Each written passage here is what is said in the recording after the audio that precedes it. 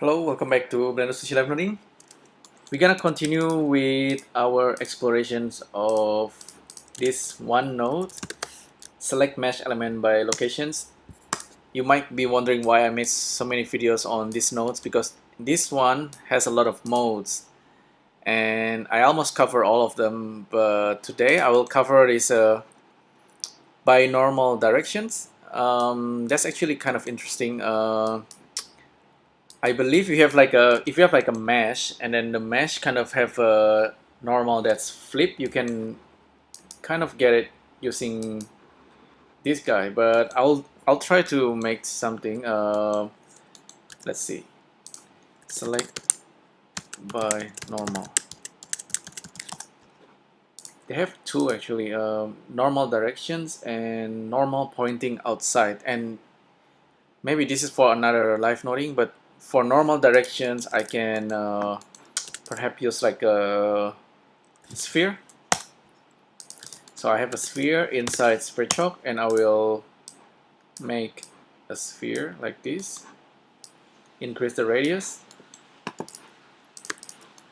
Make it 3. And so what does this guy do? By normal direction. So you can kind of guess. Every 3D mesh should have like a normal from each polygon face that's pointing in one direction. In this case, we know that the normal is all pointing outward. With the normal directions, we have these directions, which is defaulting to the z-axis, and percentage as well. So let's use mask vertices, and this guy can, because this guy can quickly get the mask. Let's say if I plug the original into this guy and then face mask into this guy, and also the original data goes in there. Let's see what we're gonna get. Apparently we are getting this kind of result, and again I'm using the mask vertices, so I just realized, okay, I need to use vertices mask. Okay, that's better. We can of course switch to just edges only if you like. It's kind of nice. You can make like a bird cage that way. Interesting. So back to this guy. Okay, so this is actually quite easy enough to understand. So this guy is looking at the normal directions of the sphere, and then kind of based on the percentage, we can kind of grow it or reduce it. So if we give it like 100%, of course we're gonna get all of them.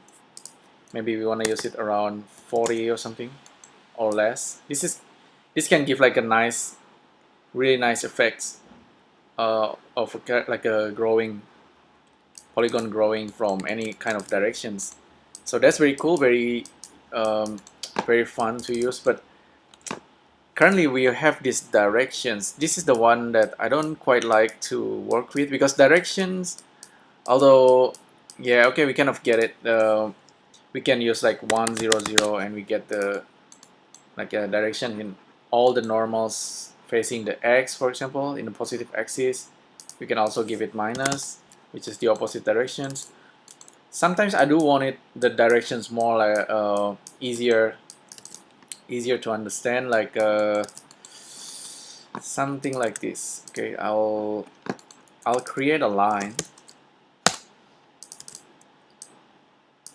and by default line have 2 points, one at 0 0 0 and the other one is at 1 0 0. So I'll show you. List item. So we have 2 items.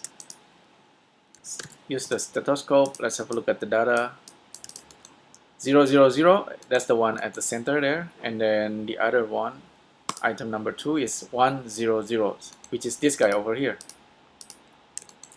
So using line, we can we can do like rotations, for example. If I rotate this guy using Euler,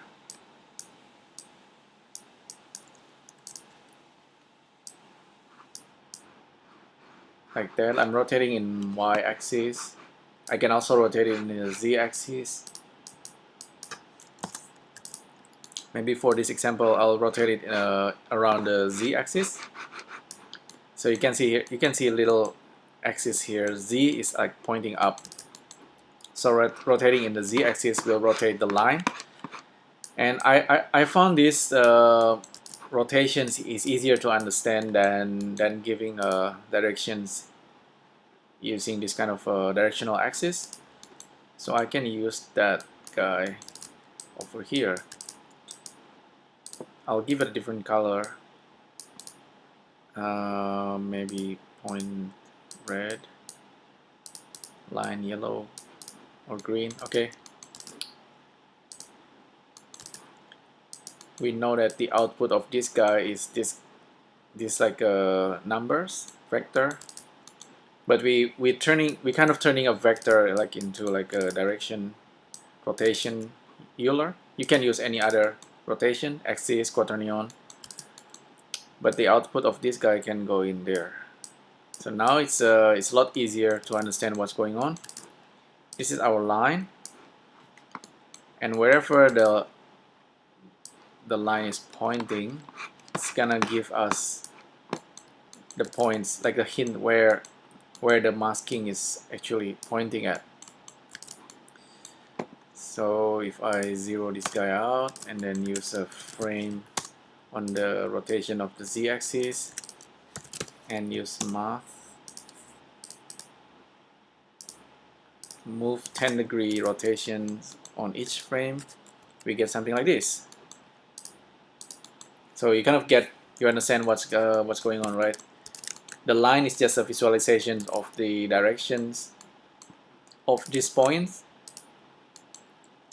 and this guy, normal directions is only expecting like a vector, so that's why we can get this kind of result. Pretty cool, right? And of course, if you want, you can use random vector and plug this guy in there and kind of randomize the result. This actually can be interesting if you are using if you are like extruding this guy, for example. I'll try extrude as well. Currently we are using mask vertices. I'll try extrude. So extrude region and get the mask from this guy. Let's get the original data first, and then the mask should be face, and the result is something like this by along the normal height scale. Okay, maybe scale it a little bit. Okay, so that's what we're getting.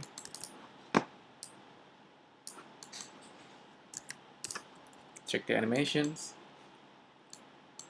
There you go. That's like a extrusion and masking of the face, all in real time.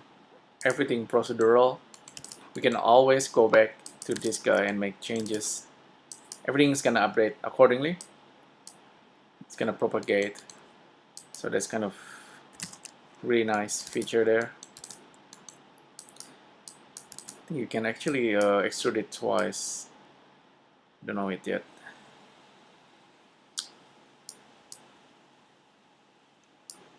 But yeah, that's I guess that's pretty much it for this live noding. It's pretty clear what's actually going on. I'll give a different value for this. Maybe turn pink color. So this is gonna be the screenshot for this video, and you can, by looking at it, okay, you kind of know, okay, it's doing the least masking and also extrusion. Simple enough, but it's pretty cool.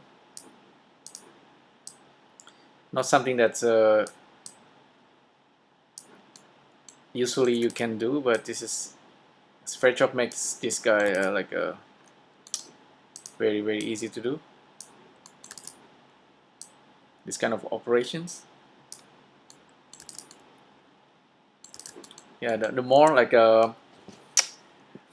what else can we do with the masking? Because vertex sculpt masking, that's interesting. So I think lots of operations like extrude edges should have mask. Extrude region and extrude separate faces actually have mask. So this guy, you can choose one of these. They should kind of work the same. So that's the mask going in, and then also this guy and this guy. Look at the result.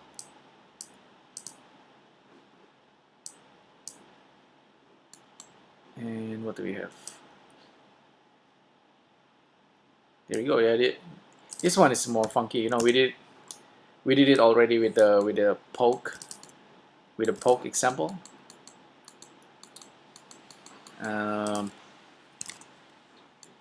Yeah, so it's still animating and still selecting the face. Currently, there is one thing that's probably missing. It's the fall off. I don't think we have fall off yet. Might be wrong. Okay, apparently we have proportional editing with fall off, and wow, I didn't know this actually. Proportional editing fall off, and then also what's the other one? Mask. Vertex sculpt masking. So I didn't know that we already have this in Sverchok, so that's probably for the next live noding video. This guy is very interesting. Vertices mask and smoothing. Funky, because if you are using this guy with the masking, you can get a fall off, and you can easily have a fall off of the value. Currently they are all the same, but once you have the fall off, you can get a nicer result where the strength of the height, for example, or the scale correspond to the fall off. Okay, anyway, that's pretty much it for this live noding on. We focus primarily on this select mesh elements by normal directions, but you see this is something that can grow. You can experiment and try all kind of setup to get what you want. Yeah, so if you have any question, suggestion, feedback, just let me know down below, and thanks again for tuning in.